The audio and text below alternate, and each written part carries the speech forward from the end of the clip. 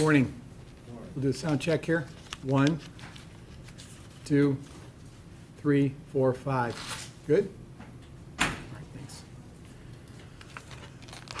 So welcome to our Friday briefing.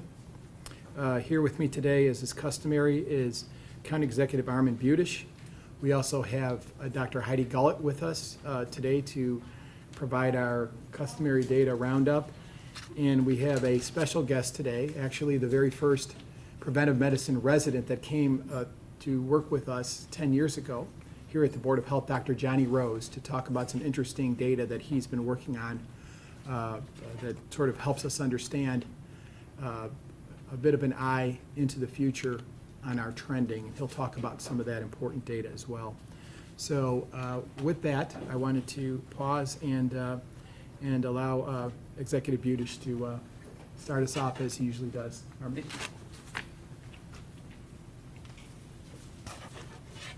Morning. As always, it's a pleasure to be with everyone here today. I'd like to thank Terry Allen and Dr. Heidi Gullett and all the staff here at the Board of Health for the great work they continue to do on all of our behalf. And I want to thank the person who's the Dr. Heidi Gullett of Ohio, Dr. Amy Acton, who announced her resignation yesterday. The governor put it very well when he said that not all heroes wear capes. Some wear white coats. I firmly believe that there would be many, many more dead in Ohio if it were not for the wisdom, the expertise, and the courage that Dr. Acton demonstrated throughout these past few months. I have been, and in fact all of us have been beneficiaries of her steady presence and her encouragement as we all made monumental changes to our lives.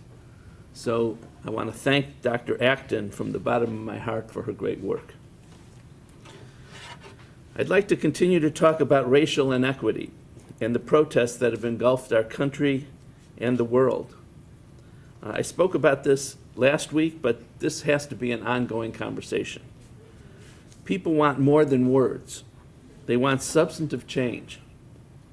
As I said last week, the county works hard to address issues of racial inequity in the way that we deliver services and in the development of programs and services that we offer.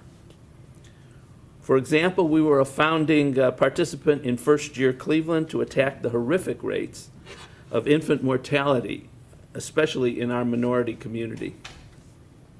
We've helped expand COVID-19 testing, especially in underserved and minority areas.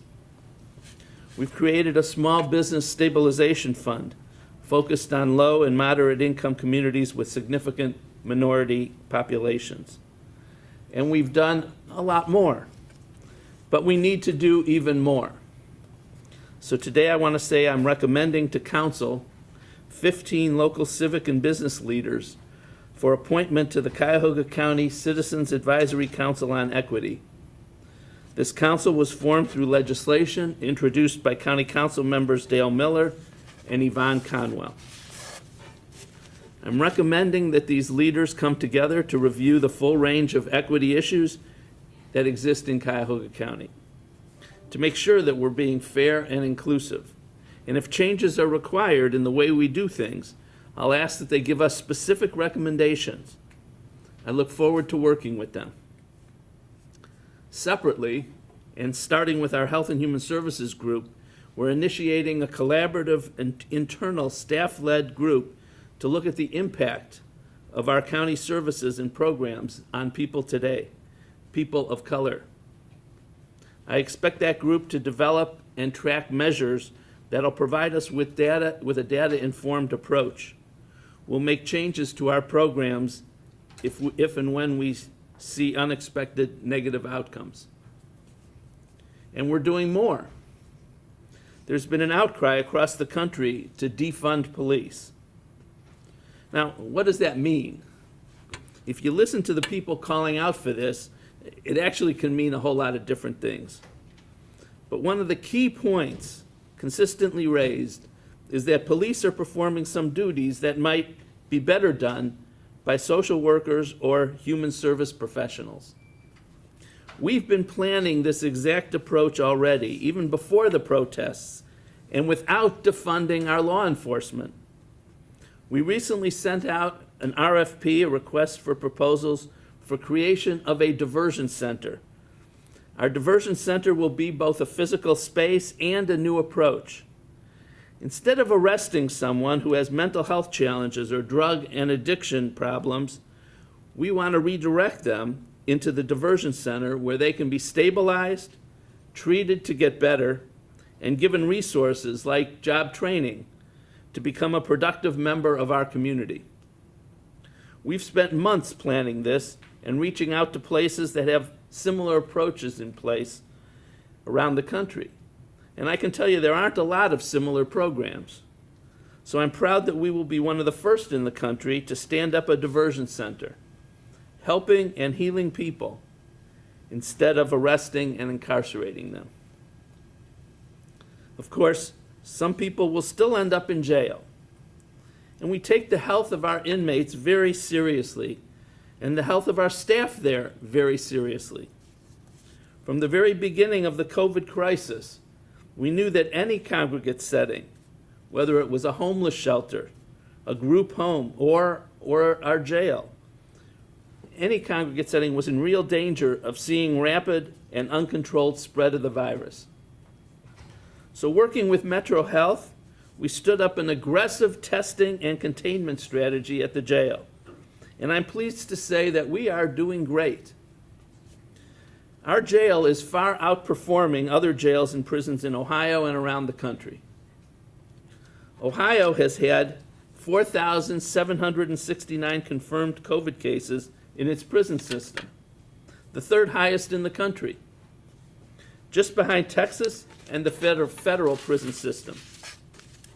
There have been at least 496 deaths from coronavirus reported among prisoners. In fact, Ohio has the highest number of prison deaths in the country. Take a look at some other facilities. The Morrow County Correctional Facility, a 126-bed jail in Ohio, recently had 100% of its inmates test positive for COVID-19. That's 126 positives out of 126 prisoners. Elkton Federal Prison had 525 positives out of about 2,000 prisoners.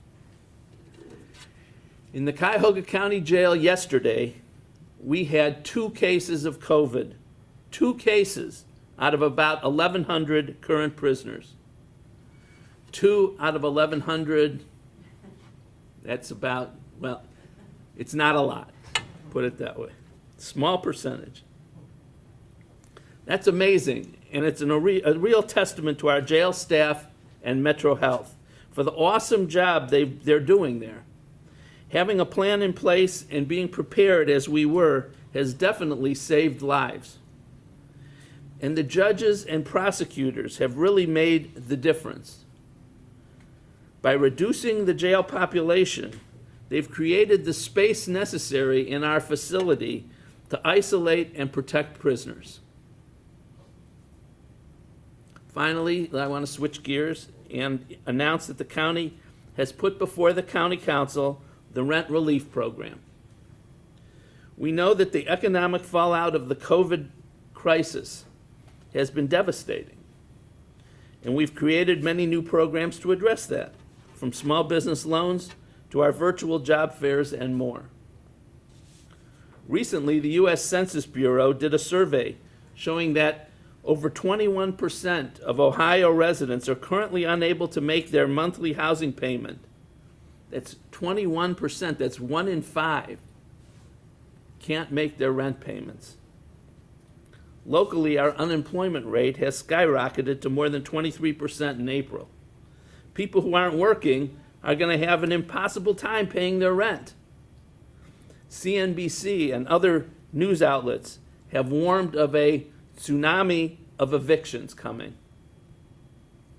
Evictions generally were halted in April and May, but they're starting up again, and this could be a disaster. So we're working with the City of Cleveland, Cleveland Heights, East Cleveland, Euclid, Lakewood, and Parma to create a uniform county-wide system for emergency rental assistance to prevent people losing their homes and ending up homeless. I've recommended to council that we provide $5 million of our corona relief funds that come from the federal government and $1.8 million of our community development block grant funds from the U.S. Department of Housing and Urban Development for rent relief. This $6.8 million will be provided to income-eligible applicants for up to 3 months of back rent.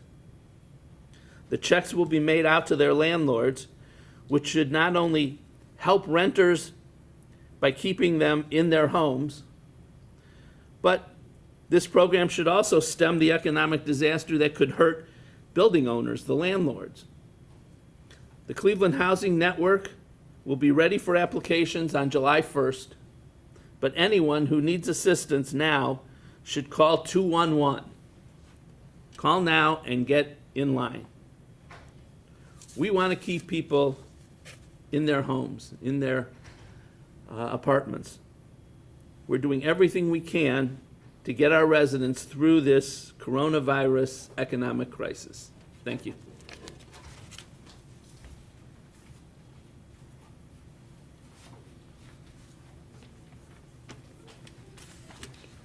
Thank you, Executive Budish, for your commitment, continued commitment to address equity as we move through what have been devastating economic impacts on the lives of many people here in Cuyahoga County and around the state, helping them, given the resources of the county and the expertise of the county, to help to try to make the management a bit better for everyone and to support them. We appreciate that, and that certainly has important public health consequences for everyone in our community. So we know that Governor DeWine announced that everyone who would like a test for COVID can now get one. Anyone, I should say. Whether you have symptoms or not, you can visit a community health center, a testing location, or a pharmacy to receive one. Talk with your primary care doctor about the options for testing. At coronavirus.ohio.gov, there's an interactive statewide map which lists the places where you can get tested by county. I know also that there'll be further resources locally to assist you in identifying those places going forward. Be sure to read the information on the specific requirements for each testing location. Some locations require an appointment, some insurance information, and other guidance required. So please check them out and call ahead before you consider getting a test. The governor also mentioned that the National Guard will be conducting pop-up testing sites in areas where residents may have limited access to testing locations. This work would complement the related work that County Executive Budish has paid for with a collaboration with Metro Health and the Board of Health, testing in the community to support areas that don't have access as well. So we're seeing an increase in testing being made more widely available, which is welcome to everyone. The governor listed Cleveland and Akron among the cities that will be hosting these pop-up sites at some point in the near future. This news represents a big step forward to expand access across the state. And I know that all our partners at the state level have been working hard to expand testing capacity, and we appreciate their commitment to serve Ohioans. Even as we work hard locally, we know our partners at the state level have been putting in a lot of hours as well. And we really appreciate their collaboration throughout this and their commitment to serve the good of the public. Of course, as Executive Budish noted, we were very surprised and with regret that we heard that Dr. Acton was leaving her post as the state health director. She was on the job for 18 months, and her contributions to the well-being of Ohio citizens will take years to be fully measured and appreciated. Those of us in public health are grateful to Governor DeWine for his ongoing dedication to public health in Ohio and his selection of Dr. Acton as the state's health director, which was clear evidence of that commitment. By relying on both long-standing public health practices and maintaining data-driven approaches based on science and proven public health practices, Dr. Acton led us from the early days in February when there was so many unknowns to where we are today, responding in earnest to a global pandemic and doing everything we can to protect the people of Ohio. Her decisive actions in the early stages of the pandemic undoubtedly saved thousands of lives and prevented many people from illness and suffering. She shared the hard truths about the shared sacrifices which were required from all of us. She delivered these messages with a strength and compassion that came from the hardship of her lived experience. The average tenure of a state health officer is 2 years across the country. Dr. Acton gave a lifetime of service to Ohioans in 5 months during a period which seemed like 5 years to all of us. She was the right person for the job at exactly the right time. We're extremely grateful for her service and look forward to working with her in her new role with Governor DeWine. With that, I'd like to transition to Dr. Gullett that will take us through the data roundup.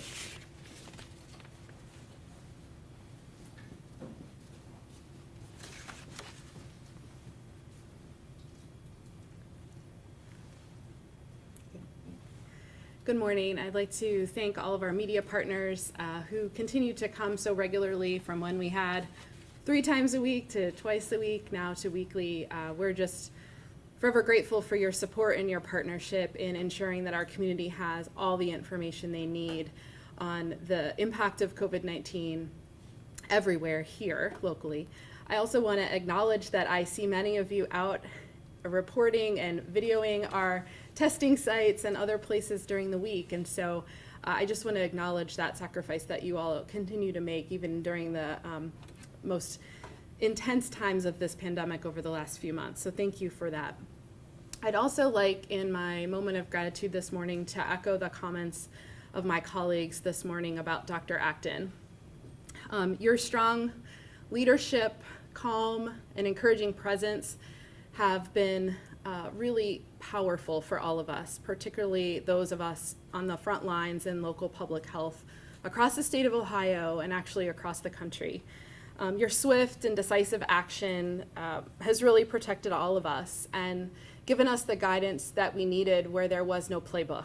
And I find it quite fitting that you have been recognized nationally for your leadership. We will be forever grateful, I personally am, as well at the local level for all you have done. I've been honored to be on your team this whole time, and it's very clear that your leadership has protected us and prevented significant loss of life in this state. I thank you for your service, for your sacrifices, for the sacrifices of your family so that you could do this job over the last few months in particular.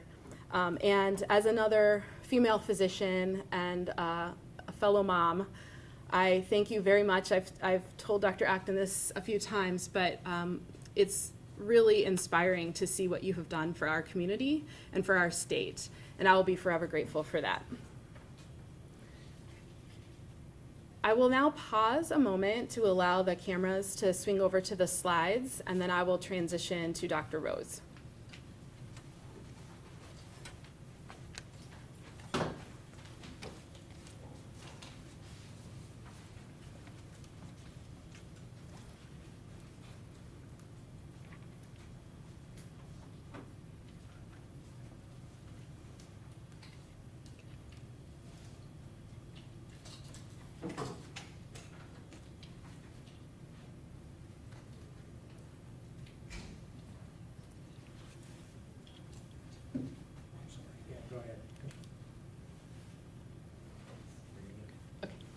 All right, I got 4 thumbs up. So. All right, our cases today in the CCBH jurisdiction are lab confirmed 3,082, probable 612, with total case count of 3,694. Date of illness onset extends from February 28th to June 9th, and our recovered cases stand this morning at 1,441. The number of identified contacts is 6,020.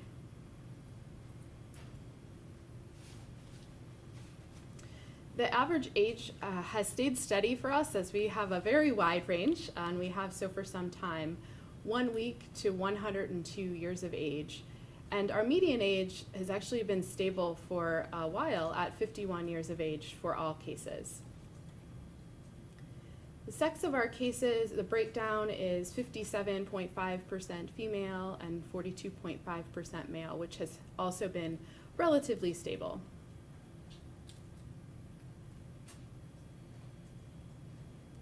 Our hospitalizations are at 573.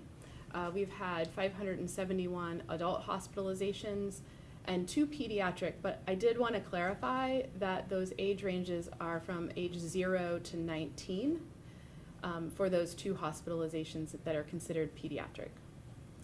For intensive care unit admissions, we are at 156, and those are all adult admissions, so people 20 years and older. We have had 0 pediatric admissions to the intensive care unit related to COVID-19, although recognize that we have had some intensive care unit admissions of individuals in their 20s.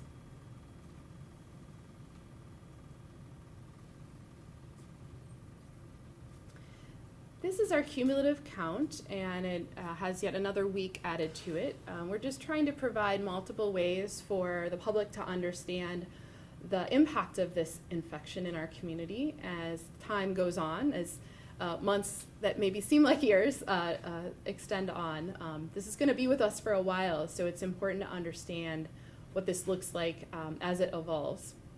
So our total cases are again in red, and you see the continued rise from early March. And then in blue, we have the total recovered cases, and this continues to be cause for immense celebration within our team here. We're so happy that so many people in our community have recovered, but we continue to fight to ensure everyone has what they need during this time when so many people still remain vulnerable to the infection. The total number of deaths are in green, and you continue to see the rise since we had the first death in our community March the 20th. The next slide has been shown now several weeks, and you'll see that we have had a decrease in the number of week-to-week cases. So we presented this at the request of many of our media partners to better understand from week to week how many new cases were occurring or being diagnosed, and how does that compare with recoveries and with the number of deaths. So I reported 2 Fridays ago that we had a significant increase, weekly increase in the number of cases, and we remained again higher last week than it was the second highest weekly total we'd had since the beginning. But this week we had 266 new cases since the in our community. Many people remain susceptible or at risk for this infection. Hand washing, frequently cleaning surfaces that are often touched, and being thoughtful about how we gather together in a safe way until we have enough immunity in the community to ensure we're safe. So even though you see infections go down, until we have a vaccine that protects a large proportion of us, we must remain vigilant because there's a chance that these cases can continue to go back. And they most likely will in the fall as flu comes around. This graph and then at the bottom shows the newly recovered cases and deaths just week to week as we have continued to show before. And we continue to be able to have more recovered cases each week, and that's very encouraging.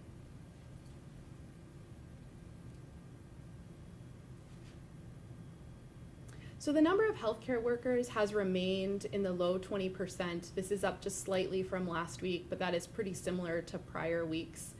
Our unknown status has gone down a little bit. We continue to seek all information we can to better understand where transmission is occurring. And we're particularly concerned about our healthcare workforce, although I want to acknowledge we are concerned about every workforce in our community.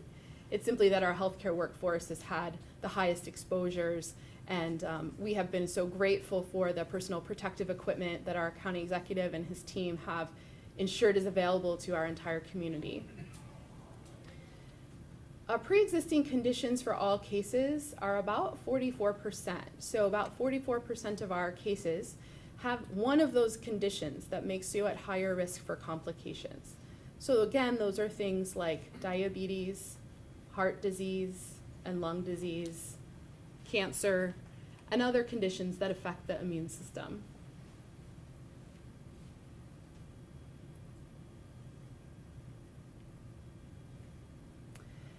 The racial and ethnic breakdown for our cases is written out here by percent, and then you will see the graph representations of these numbers on the next slide. The cases identify as Asian at 1.8% of our cases, Black at 41.2%, white 45.1%, those identify as other 4.3%, and I'm pleased that our team continues to work very hard to gather this information, and the unknowns are down to 7.6%. For ethnicity, 2.5% of our cases identify as Hispanic, Latino, or Latina. 77.7% identify as non-Hispanic or non-Latino or non-Latina. And just under 20% remain unknown, but that continues to improve as we continue to seek that information.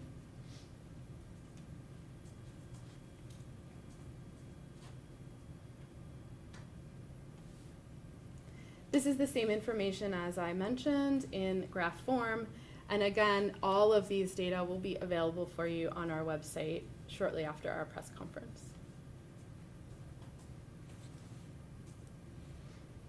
Our recovered cases and breakdown of the racial and ethnic breakdown is here. You'll see on our recovered cases, and again, as I always say, these numbers are slightly lower than what I report out at the beginning because I pull those numbers right before the press conference, as opposed to these numbers, which our wonderful data analytics team pool on Wednesdays so that they can have time to do these analyses to present to you. So they're a little bit lower, but for the cases that are recovered from this analysis, half identify as white, 38% is Black, 4% is other, and 3% is Asian. For ethnicity, 82% identify as non-Hispanic, non-Latino, or non-Latina, and 3% as Hispanic, Latino, or Latina.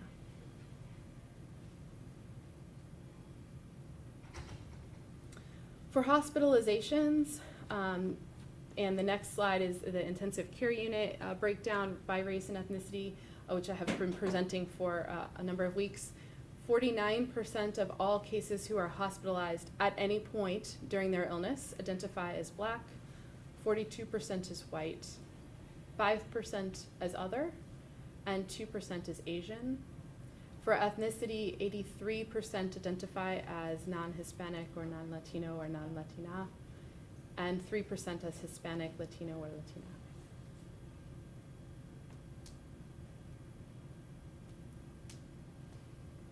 And for intensive care unit admissions, 51% of those individuals identify as Black, 42% is white, 4% as other, and 3% is Asian. And 85% of individuals identify as non-Hispanic, non-Latino, or non-Latina, and a very small percent as Hispanic, Latino, or Latina.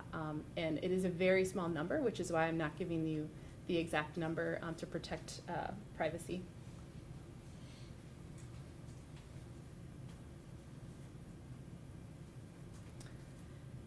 So as I have mentioned at every press conference since this started, the toll on our community with regard to fatalities would have been much worse had decisive action not been taken at the state level by Dr. Acton and Governor DeWine.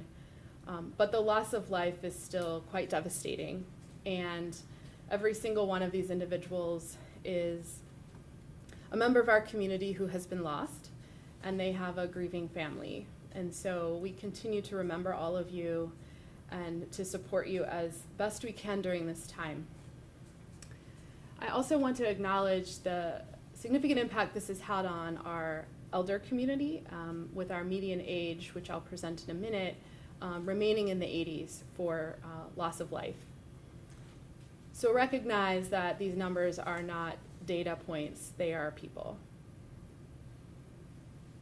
So our total deaths in our jurisdiction are 242, with 225 of those being lab-confirmed cases, and 17 being probable cases, who are individuals who have verified exposure to a lab-confirmed case. So these are not individuals who had a respiratory death that were never tested and could have possibly had COVID. These are individuals who died after an exposure which was verified through lab confirmation. The dates of these deaths are March 20th through June 12th, so as recent as a little after midnight this morning.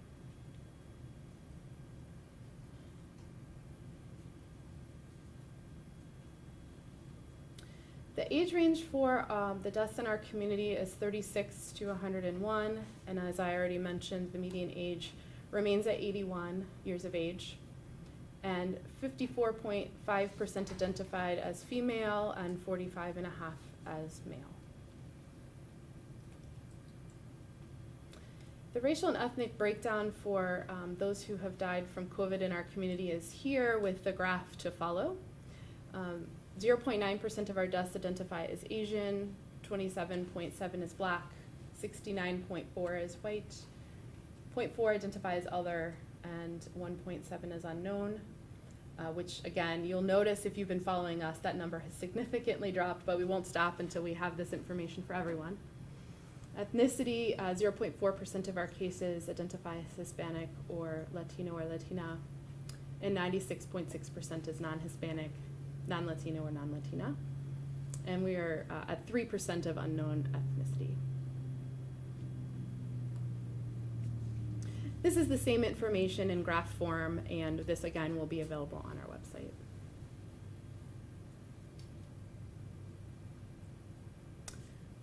So this is our Flatten the Curve, and I'm very pleased that Dr. Rose is here to join us today. He has been an invaluable member of our team. I've had the privilege of working with him for over a decade, but he will present some more curves with modeling here in a little bit, but this is just a reminder of exactly what we have attempted to do over the last few months in flattening the curve. So this is our epi curve that you have seen previously. This is the additional week added. You'll see cases in red and recovered cases in blue. There was some press coverage yesterday of cases that seemed earlier than the first diagnosed cases here. And you'll notice that for quite some time we've been reporting date of illness onset prior to the first diagnosis in early March here. This is all based on cases that we've identified and interviewed.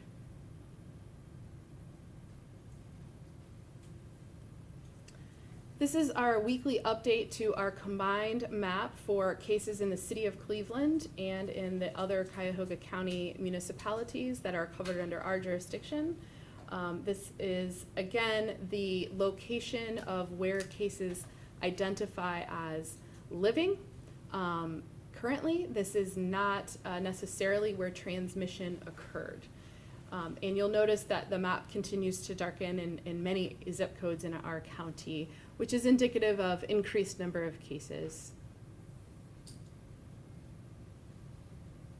And hospital utilization information. So for Cuyahoga County, medical surgical adult beds are slightly increased at 1% utilization, meaning we're at 77% of the beds we have available as a community are being used. This does not include the surge capacity beds that could be available should we have a surge in our community. There's a lot of preparation that's gone into that. These are simply the beds that are available right now. Those are physical beds, and those also relate to staffing availability. Pediatric medical surgical beds are 57% utilization, which is increased 1%. And again, I've talked about the increase in pediatric utilization over a few weeks, but we don't feel that that's reflective of COVID-19 acute infection because we've only had 2 hospitalizations in people 19 and under the entire time we've had this pandemic in our community.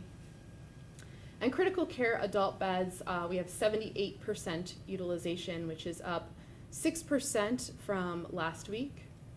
And ventilator utilization is at 33%, which is an increase of 1% from last week. and the number of ventilators has remained stable during that period of time.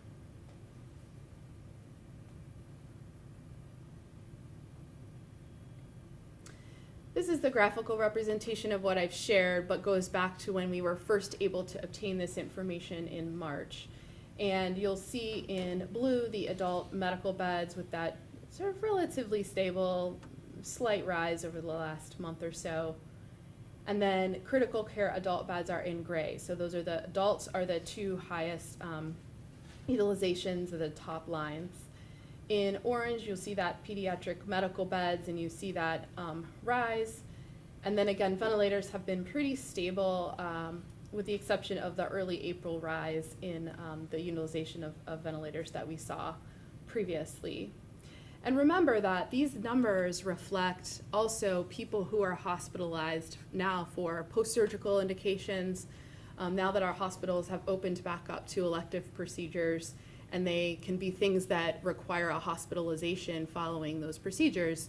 Those are reflected here. So this is not simply a reflection of COVID-19.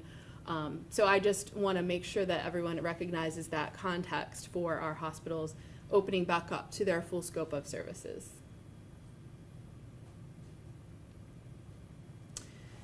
So I've been presenting testing information for a number of weeks, and this represents the 3 hospital labs in our community in aggregate or in total. And this only represents PCR testing, meaning the kind of test we do to see if you have active virus going on or an active infection. This does not reflect the blood test or the antibody test, also known as a serology, that many people have been getting. I'm not reporting on that information at this time as that continues to evolve.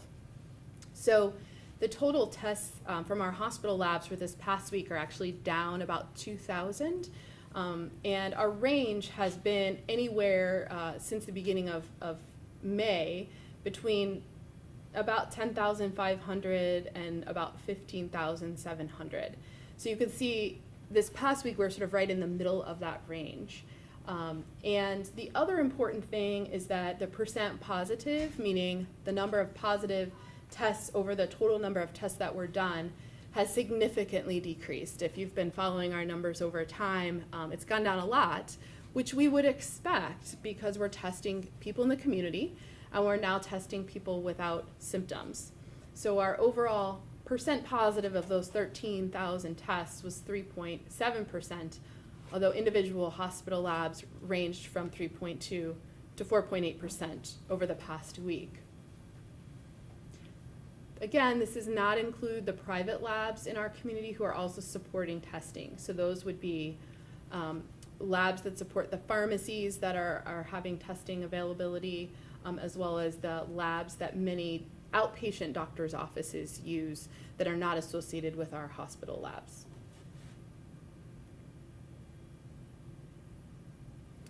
And finally, I shared this last week. This was an update to the priority testing criteria from the state of Ohio. And we talked last week about priorities 1 through 4 being those where we were focused.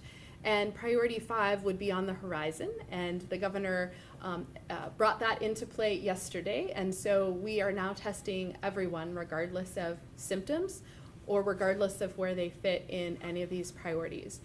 I will say, though, that racial equity continues to be of utmost importance to this organization and to our COVID-19 response, and so we will continue to use an equity-grounded strategy for deploying our testing resources in our community, in neighborhoods, and at locations where people can access via foot and bicycle to ensure that they have testing when they would like it and when it is necessary.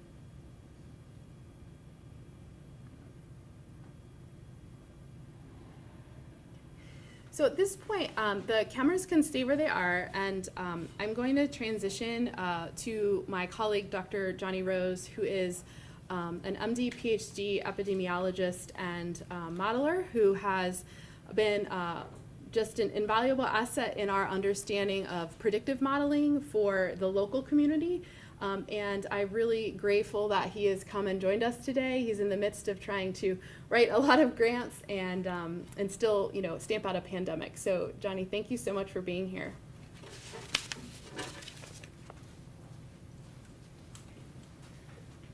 Thank you, Dr. Gola. Good morning. I'm going to present the results today of some modeling work that has been the result of a collaboration between researchers at Case Western Reserve University and University of Akron in conjunction with Cuyahoga County Board of Health. So a couple of things about this model that are important to understand before we present results. These are things that make it very relevant for understanding COVID-19 transmission in our community. First is to understand that the model accounts for asymptomatic transmission. Okay, that is transmission of the virus by people who are not showing symptoms of it. And we now understand that that is of major importance when it comes to propagating this epidemic. The second and related fact is that it accounts for the effect of isolation of people who are symptomatic. Okay, and that is an important part of the response to this epidemic, and that's why it's so important that we do this testing. And so what this allows us to do, because we use daily case counts of COVID cases to inform and update this model every day, it turns out that it's very good for tracking how we're doing at mitigation. And the metric that some of you are probably familiar with is R0, and R0 is it's a reflection of the amount of transmission that's happening with this virus. Okay, so in simple terms, it can be thought of as a measure of how many susceptible individuals somebody who's shedding the virus is going to infect. Okay? And as you've also probably heard, an R0 of greater than 1 is required for a disease to be an epidemic, for sustained transmission in the community. Okay, so knowing that, let's look at the first slide. Give you a second to transition.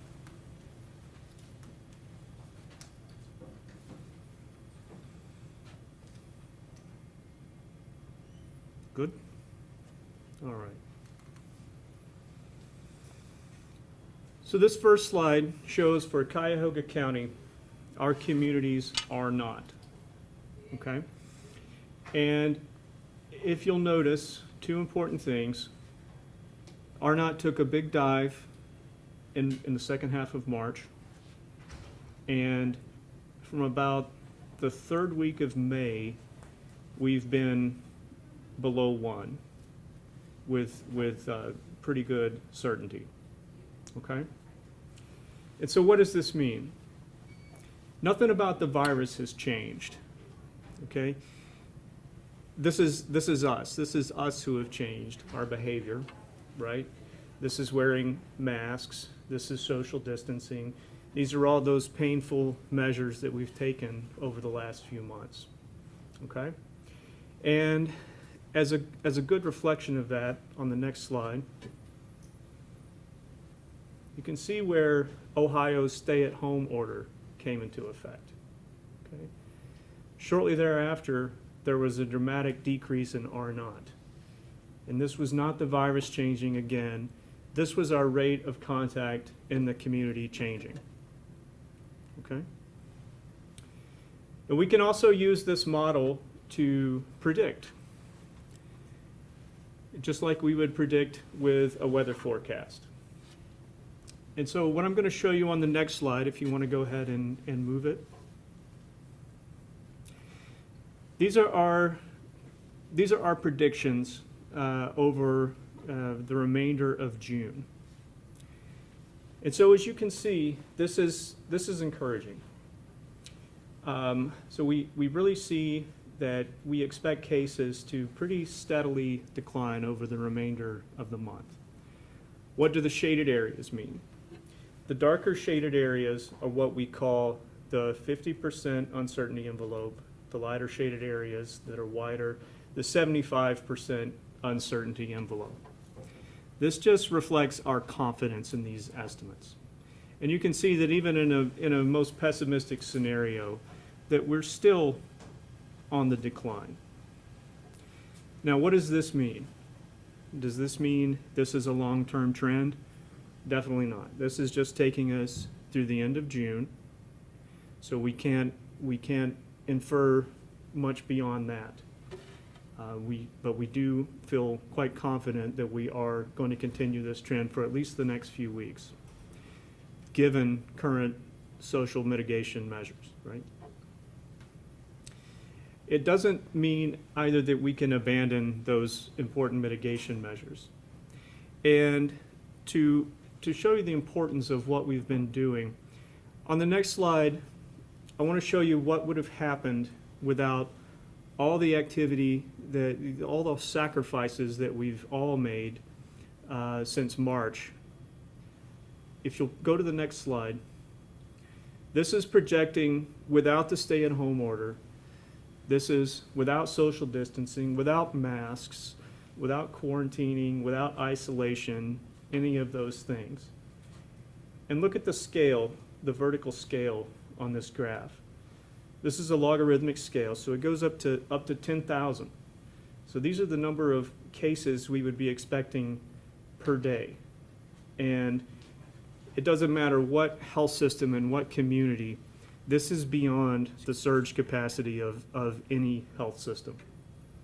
So what we do matters more than anything, okay? So this is a success story, okay? We've been winning a lot of battles in the war against COVID, but the war is definitely not over. Terry?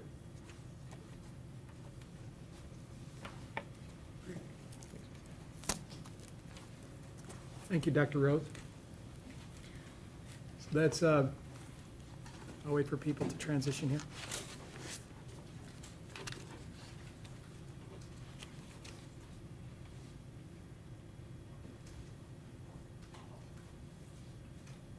Great, thanks. We're good? Good. I see one of our cameraman has a mask that says Cleveland against the world. I think what we're really talking about, it seems to me, is Ohio against the virus. And Dr. Rose's encouraging trends are a reminder of what we've done right to try to reduce the impact of this, devastating impact of this virus. And we'll talk a bit about that as we wrap up today and then go to questions. So I wanted to tell you today that given the current positive trends that we're seeing, we're going to share our plans to take a bit of a break from the briefings in the near future here. As events warrant, we'll reconvene to provide briefings. It's our sense that we're at a place where we can provide updates in other ways that are more efficient for all involved, including releasing periodic data briefs to continue to track our progress and our trends, which we know is very valuable to people. This has been but we want to thank everyone and take a moment to thank everyone who has followed us online over the air and has been tracking the work we're doing over the past several months, and we truly appreciate your support for the work being done here. In preparation for each update, I'm struck by the gravity of where we were and what we're doing. This has been a time unlike any other in many of our lives. I hope that we've helped to share the latest information and prevention messages, and we kept you updated about the way in which COVID-19 has impacted our area. I'm personally honored to serve as part of this response team here at CCBH, and I'm proud of the extraordinary work of our staff and our partners. As an agency, we want to offer a special thank you to our local media partners for their commitment to bringing the story to each of you each week. From our videographers who arrive early to make sure that everything is ready on time, every time, to the reporters who follow the story and find the answers We appreciate the effort all of you have made in being here and tracking us online. We couldn't have flattened the curve and made the progress we have to date without all of you.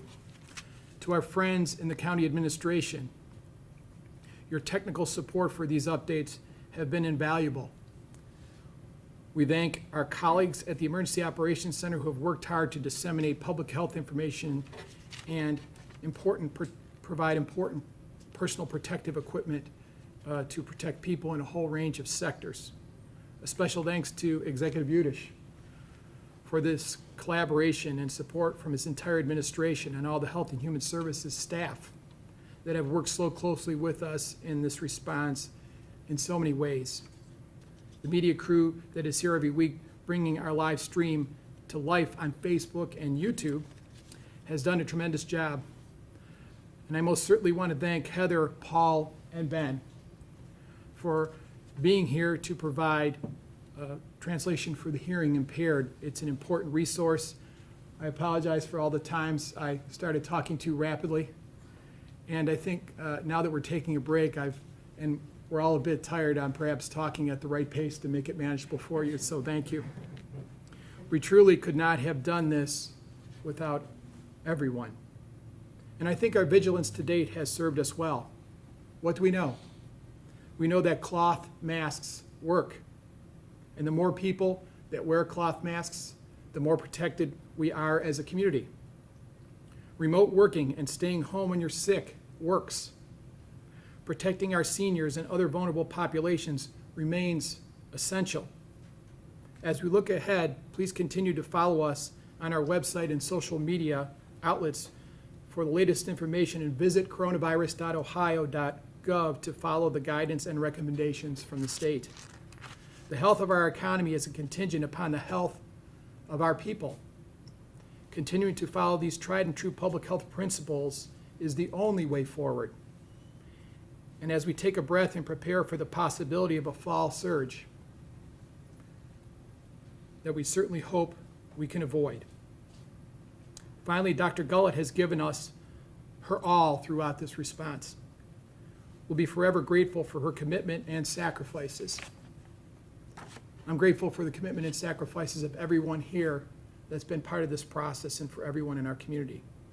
There's been great coordination between the medical students and preventive medicine doctors and all of our staff during a very difficult time here in the county, perhaps the most difficult time we've ever faced as a health department.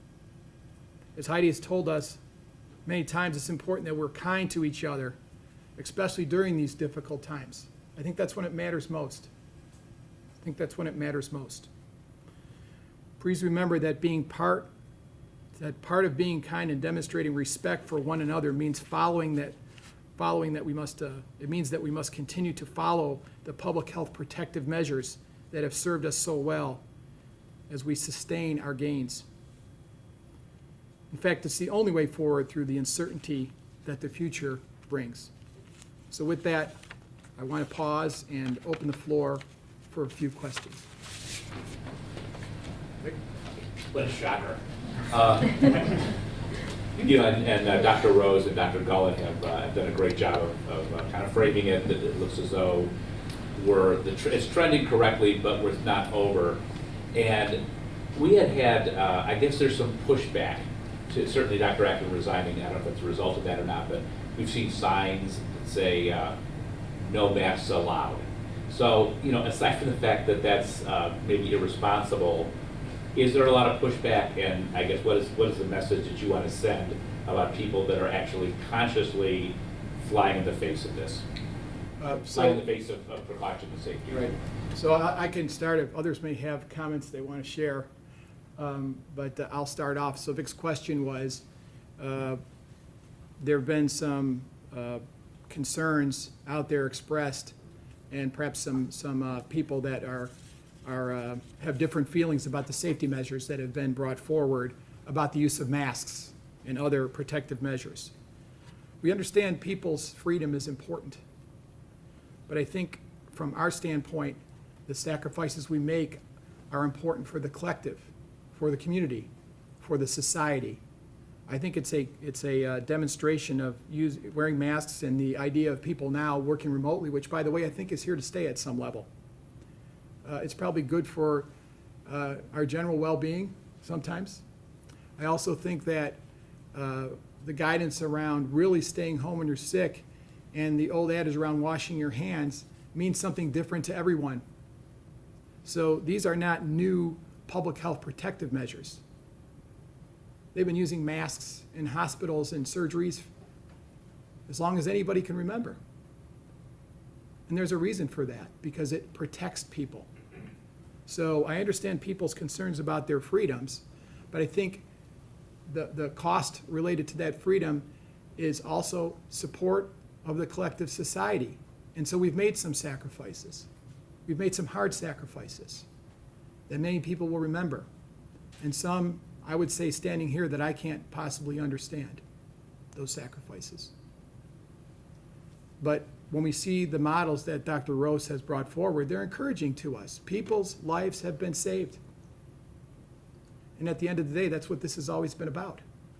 We try to limit as much suffering as we can, as much death and as much pain as we can in this process, because the virus will continue to march on.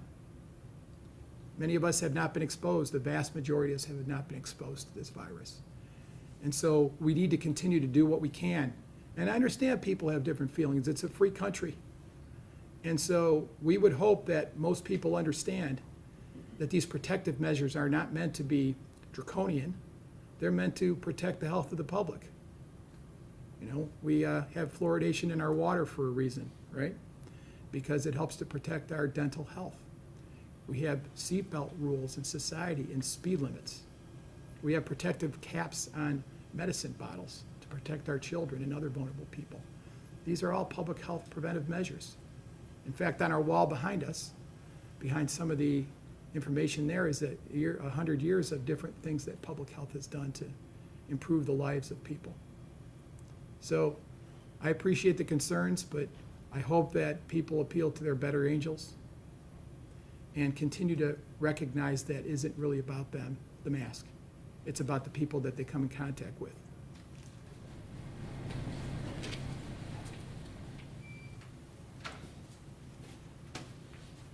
Thanks, Terry. Just to add, there are some natural experiments happening in this country, and I think we're starting to see this week some of the outcomes of those experiments in some of the states that have been slower to adopt measures and faster to abandon. Unfortunately, I think we're seeing the result of some of that. Nobody is in the business or has any interest in impinging on anyone's freedoms or rights.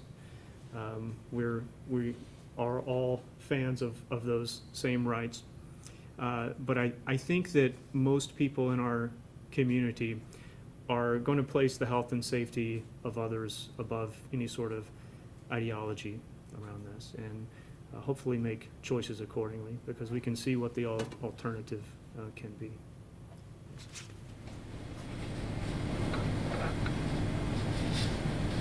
So Governor Mike DeWine yesterday obviously talked about everybody can get a test, right? And you guys echoed that sentiment today. How is the county gearing up for that? Do you guys have more testing sites open, you know, if and when there's a flood of people who just want to get tested? Are we ready for that? Well, I'll answer the first part of the question, and then I'd ask Dr. Gullett to talk about some of the specifics on what's happening on the ground in some of our community-based sites.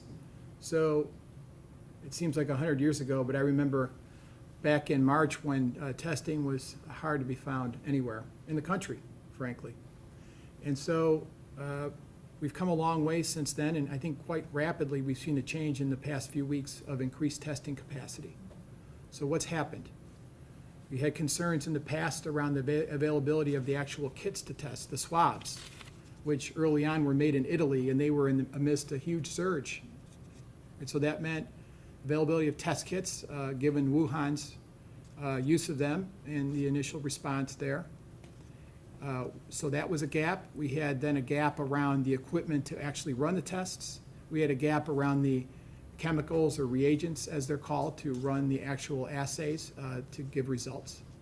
And so those delays were happening all over the country. We are now in a position where we have the capacity, and it's ramping up very quickly. So what's happened? We know that hospitals are doing testing, and have been, but are doing more testing for their outpatient procedures among their clients. We know that there are maps showing testing available at a range of pharmacies. Now, I think 7 CVS pharmacies and a Rite Aid in Cuyahoga County alone that have drive-through doing hundreds of people every day. And we also know that the community health centers are gearing up to do testing of their clients as well. So a lot more testing available than there was just a few weeks ago. So I think it's already happening. I think that priority 5 piece opens the door now for anyone that's interested in a test. And given the momentum we have, I think we're in stride to begin to meet that. Specifically, I would defer to Dr. Gullett to talk a bit about what we're doing on the community testing side to make sure we reach people that might otherwise not have the ability to access a test. Yeah, thank you for that really important question. So we have been working with lots of different community partners in neighborhoods across the county, including all municipalities in the county, to ensure that adequate testing is available where people can access it via walking or bike, as I mentioned earlier, or via drive-through. So we have sites set up through June and July with our community testing program in partnership with Metro Health. And we're working closely with many other community partners who are standing up neighborhood testing, such as our community health centers. So we've been meeting with them weekly for a few months, and in fact met yesterday, and they are all in various stages of unrolling their plans as well for testing. We had a community testing site yesterday, which I know some of you were at. And there were only about half the spots we had that filled. And we did have people come up on bike and come who hadn't registered.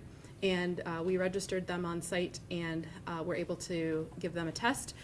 But we're seeing a much lower demand for tests than there was even just a few weeks ago. And I think probably some of that is that it's beautiful outside. We are all desperate for sunshine and our lives to return to normal. So what I have told our community partners this week is that if we can set up a structure in lots of parts of our community that enables us to be able to rapidly deploy testing when there's a surge, we will have succeeded during this time where the demand seems a little lower. And it's those very sites that we hope will be points of dispensing for vaccination as soon as it's available. So our work in the coming weeks and months is to provide testing opportunities where they're accessible, but also to prepare an infrastructure or the right partnerships in the right locations for testing with surge and for dispensing of vaccine. I mean, those are the things I'm looking forward to. There's been a lot of criticism leveraged locally, across the state, across the nation, that models overblew the potential number of cases we have. And what we have been saying all along here is that prevention is the way through this. And so providing these testing sites and then vaccination sites is really the way that we're going to get through this. The models showed what would have happened without all the things all of you have done and continue to do. And vaccines are going to be an important part of that, as is continued widespread testing. So hopefully that helps. And we've been a little surprised about the lack of interest in testing over a few weeks. Now we have tests, nobody wants them. But hopefully we'll be here if you want one. We continue to test in our parking lot every day, by the way. Oh, right. And thank you, Terry. The other thing is that the Ohio National Guard, as you're aware, has been deployed to test across the state. And it's by zone, and so there are zone leaders in each part of the state. And so they have been testing in congregate settings, so in group homes, as where the start was here in our community, and then in nursing homes. And the number of those will be increased starting next week. And so we appreciate their partnership as well in testing people who live in congregate settings, as well as employees who work in those settings. On the response side, we're ready.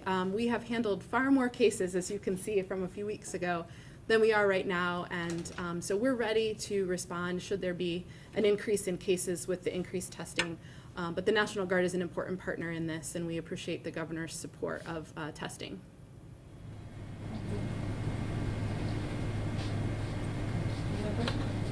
I'm getting a text message right now. I don't know. They are asking me to ask about the state identifying 302 cases predating March, I guess. And could you guys talk about that? Sure. So the question is about the news reports yesterday about 302 cases predating the first diagnosis, which of course occurred in our jurisdiction, the first 3 cases diagnosed the same day, beginning of March. I referenced those briefly in my earlier remarks when reviewing the data.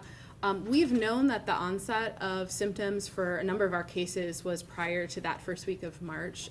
Our earliest symptom onset that we've identified through case interview here is February 28th, but those are for lab confirmed and probable cases. So now that we have serology or antibody testing, I know there's a lot of thought about when did this appear in various communities and exactly how did that spread happen?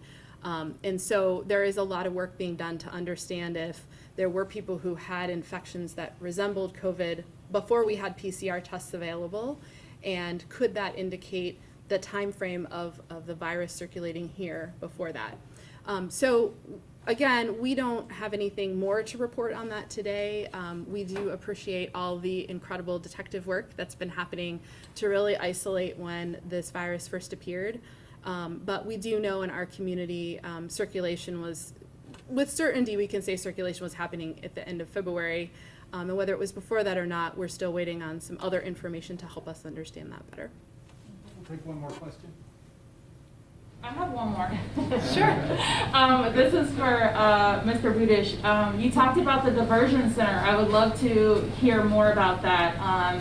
You said that you understand the prize of defunding the police department, but you won't have to defund the police department in order to, or partially defund or whatever in order to do this. Can you talk about how you would fund this diversion center and maybe any more details you can give us, like a potential time when it would open, anything like that? Sure. As I explained, the concept behind the diversion center is to provide a better place for treatment and preparing people to become productive citizens better than in a jail.